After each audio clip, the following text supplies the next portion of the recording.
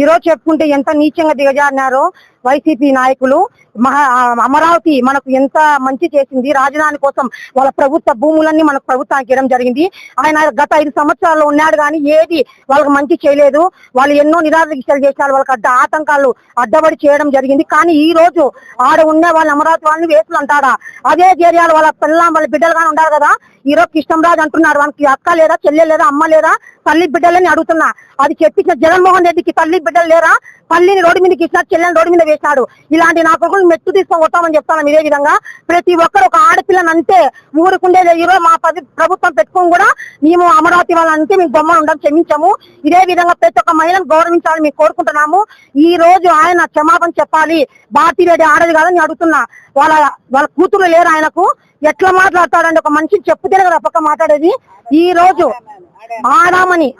ఒక ఆడ మనుషుల్ని ఎలా అంటారు అనిపిస్తారని నేను అంటున్నాను. ఈ రోజు వాళ్ళు క్షమాపణ చెప్పాలి. మేము చెప్పే వరకు ఈ పోరాటం ఆపం. 2 రోజులు జరుగుతాను, ఇంతవరకు క్షమాపణ చెప్పలేదు.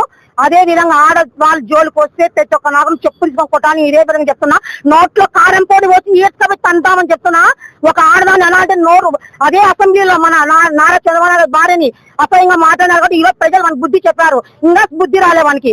11 సీట్లతో గెలిచినా కానీ ఇంకా సిగ్గు లేకుండా ఈరోజు మాట్లాడిస్తాడు. వాడిని ఒక జన్మ వాని పుస్తకతులు లేకుండా చేస్తాము.